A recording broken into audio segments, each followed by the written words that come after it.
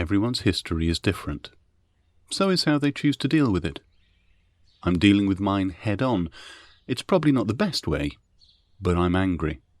I refuse to let it control me. Do I know what I'm doing? No. I'm utterly out of my depth. This is all completely new and unfamiliar to me. Anything I say here is going to be lightly informed guesswork. When it comes to talking about emotion and psychology, you can't categorically say this or that happened. I can tell you how I feel as honestly as I can and attempt to fit things into certain boxes, but are they the right boxes? It's all very scary, but oddly fascinating. So, heading into this, please know that I am in no way a psychologist, and my understanding and psychobabble is a bit unrefined. I'd known since my late teens that there was a gap in my memory from when I was younger.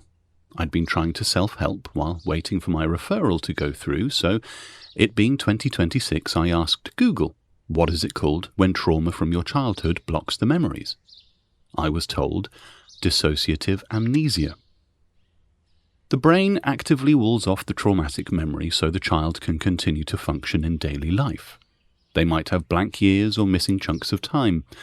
The memories are stored as implicit memory, unconscious memories that influence thoughts, behaviors, and sensations without conscious awareness. As for common signs and symptoms, children whose brains are trying to block or process trauma often display survival behaviors like appearing disconnected, blank, or constantly daydreaming. They may undergo behavioral changes like withdrawing from friends, hobbies, and activities. They can show hypervigilance, constantly analysing the behaviour of nearby people in case they're a danger or threat. That was me. There are a handful of years I just can't remember. Daydreaming? I remember my mother telling me I used to get told off for that all the time. She thought I was imagining I was in an episode of the A-Team. I think I was just wishing I was anywhere else. Childhood trauma can cause a long list of lasting issues. Emotional numbness, PTSD, an urge to please people, social withdrawal, and something called arrested psychological development, which is when childhood trauma interrupts emotional growth. The body grows up, but part of the mind can stay stuck in survival mode, still reacting from the age when the trauma happened. It can affect confidence, trust, relationships, emotional regulation, identity, and the ability to feel safe or belong. This was all a bit of a revelation to me and very revealing. I was shocked how many of these boxes I ticked. I get most of my happiness from pleasing other people, and I'm always watching people's behaviour, expressions, word use, body language, tiny changes most people miss, performing threat assessments on everyone I meet. I thought that was just me being observant. Now I'm starting to wonder if it was continued hypervigilance from 30+ years ago and it just never switched off. I'd been an emotional potato for years, feeling awkward around other people in a way I couldn't explain since I was a child. I'd closed off emotionally for protection, never really getting close to anyone really, family included. I didn't invest deeply in friends, so those few I did get close to became very special to me. I don't have many. I've been trying to investigate further by going through the chronology of events, step by step, researching each part in turn to understand why I feel the way I do. This has meant me looking into my 2 trigger events. There's a sad history to them, but isn't there always with trauma? Now, I know this is about past trauma, but I should probably start with secondary trauma, as what I experienced seemed to share features with secondary traumatic stress. It's a common issue in care work, particularly among care staff such as nurses who are repeatedly exposed to other people's trauma. Simply put, secondary trauma occurs when someone develops emotional distress after indirect exposure to another person's traumatic experience.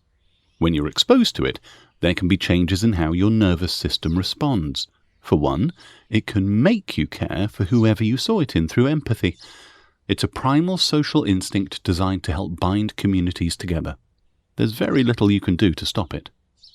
From searching around online, it can also give you exciting new things to deal with, such as insomnia, bystander guilt, emotional numbness, and boundary issues.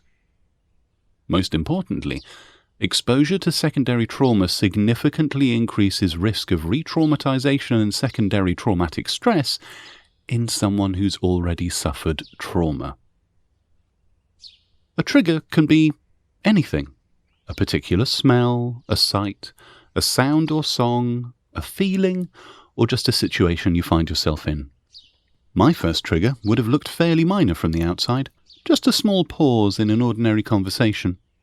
A friend asked me something and I said no, but her reaction to my saying no took me completely by surprise.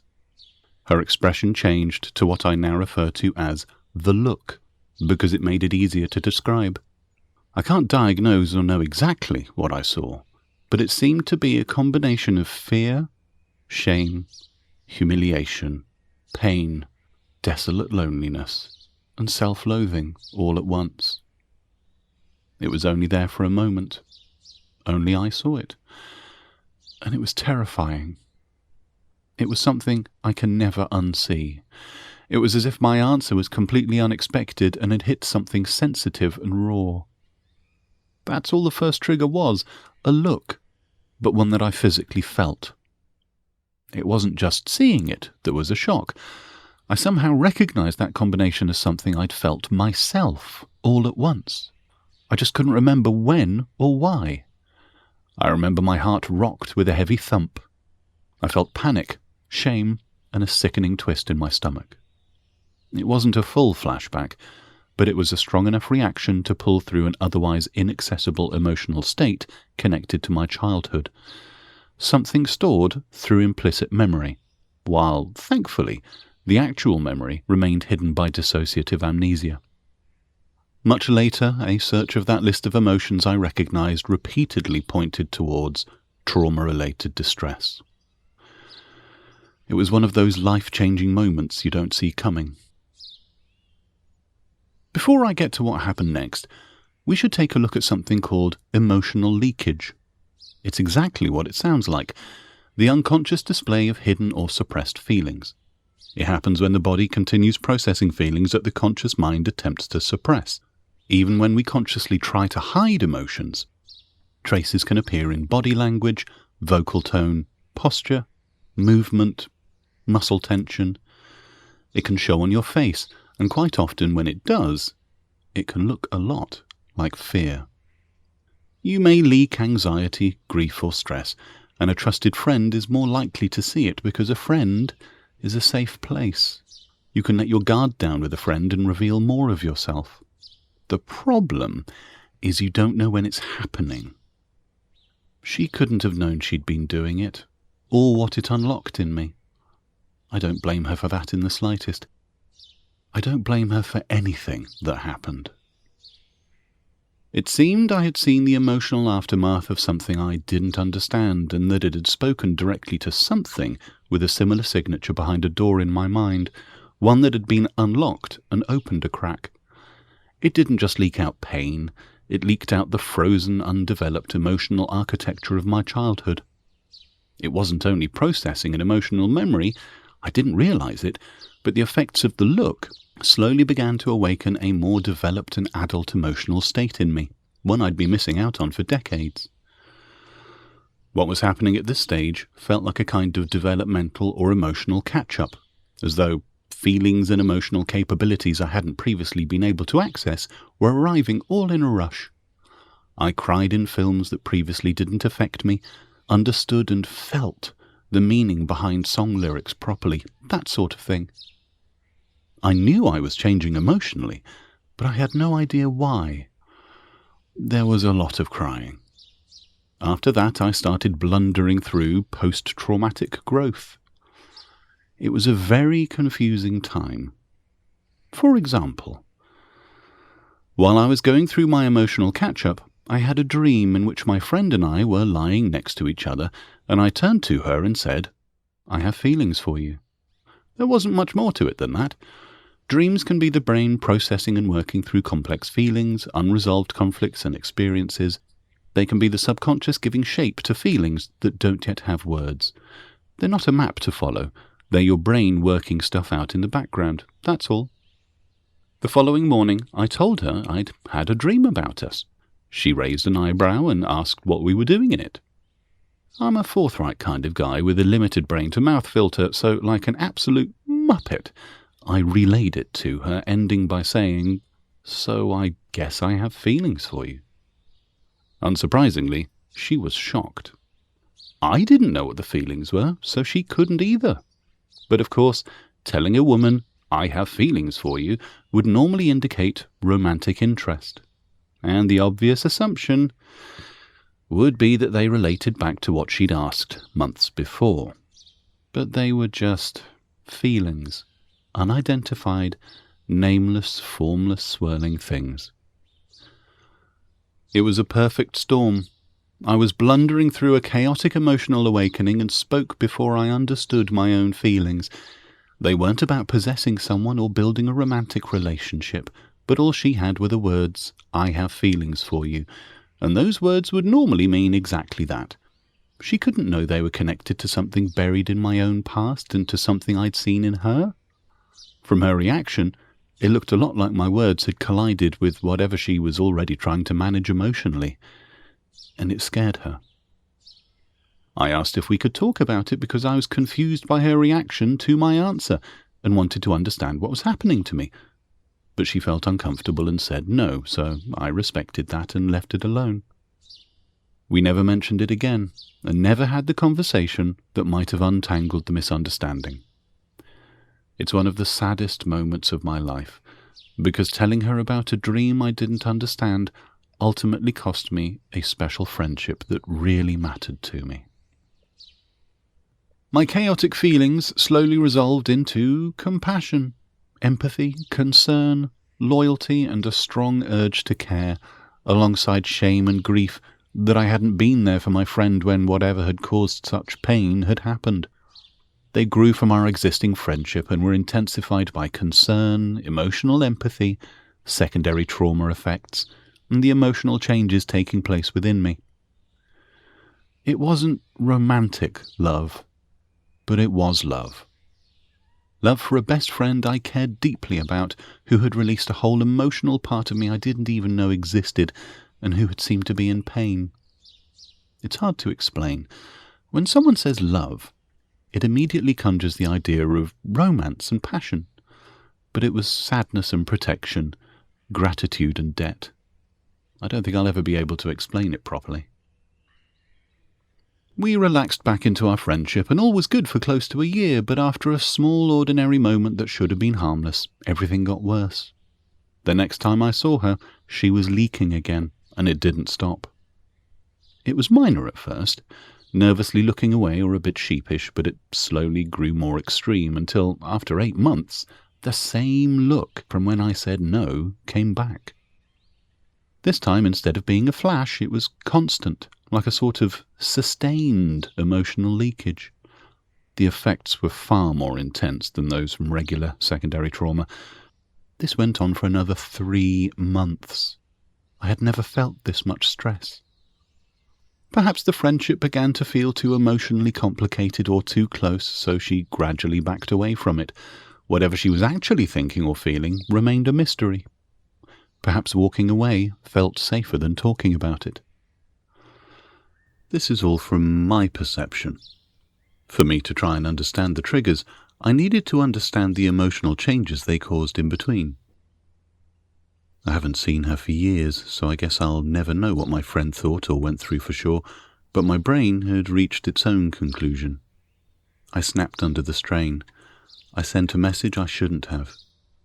My brain had linked the fear and nervousness I'd been picking up to the feelings of an assault I couldn't even remember yet. So in the message I asked why she was looking at me like she expected sexual assault. A mutual acquaintance offered to mediate and calm things down, so I explained everything, but instead of listening to both of us, he dismissed my account of what had happened, telling me it was all in my head and that I had to stop. I guess based on the misunderstanding from the dream. I had no idea what he was talking about.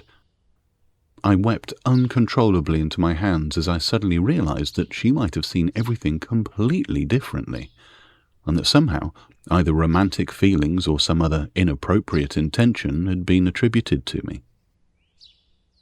What I was hearing was so far removed from the reality I knew that I couldn't process it. I was so confused by what was going on that I became completely overwhelmed, and for what felt like forever but was likely only a minute or so, something happened that I've since learned may have been a dissociative episode. It was like the room had disappeared. I could see myself from above, still in the chair with my face in my hands, but everything around me was a black void. Beneath me was a huge chaotic whirlpool of swirling greys and blacks. All I could hear was the blood hissing through my ears, and I wished the ground would open and swallow me up. I was horrified. In that hopeless moment of utter despair, I wanted to die. Then, just as suddenly, it was over, and I was back in the room, still crying. The most traumatic moment of my adult life kicked open the door to where I'd kept the most traumatic moment of my early life. That was my second and main trigger, the one that let the flashback through. That was the realization of what had happened to me, the end of that friendship, the start of my shame, and the beginning of this journey into myself. Looking back, I think I missed something important. Beneath all the confusion, I never simply asked why she seemed so sad or uncomfortable around me. I couldn't. By the time I understood how much might have been left unsaid between us, it was far too late. I suppose part of me could resent her for the hurt that began with the look, but I don't. Having spent the better part of half a year investigating myself, I can now understand how my words and behaviour might have looked from the outside. Instead, there is a tremendous sense of loss and sadness about the whole thing, especially because I know I'll never be able to put it right. So, to recap and to apply some of my limited understanding and learned terminology, I believe I have an explanation that most honestly fits my experience and perception of what happened to me. An event from my childhood was so damaging at the time that it was walled off outside conscious recall. Over 30 years later, something in the look appeared to resonate with emotions associated with that inaccessible memory, closely enough to produce Trigger 1, an emotional flashback. The effects of the secondary trauma from the look, combined with those of the emotional memory, caused something resembling emotional catch-up, which then led into a period of post-traumatic growth after 3 decades of arrested psychological development. Feelings of compassion and empathy were released, misunderstood, and then later, mental and physical exhaustion from months of emotional leakage and layered secondary trauma effects caused a lapse of judgment and a stupid message. This led to cripplingly intense confusion after a conversation that I hoped would bring understanding instead left me feeling attacked. That generated Trigger 2, Flashback, a condensed blast of unwanted images, emotions, and sensations. This was all years ago. The misunderstanding that caused the problem still stands. I messaged to clear things up and asked to talk, but never had a reply. Understandable. I completely see how my friend could have arrived at what I assume was her perception of events. My wife knows the whole thing and can see both views. Her perspective and insight as a woman have been invaluable. Without her, I'd be lost. She's my light in the darkness. She's held my hand as I've lived through the effects of my trigger events and tried to help me through them. She also understands how my brain works. I find a problem and I research. We just celebrated our 17th wedding anniversary, and I'm both the happiest and saddest I've ever been. This journey of self-exploration I'm on is going to take a while, possibly the rest of my life, and I'm so glad I have the most supportive, loving, and forgiving of travel partners.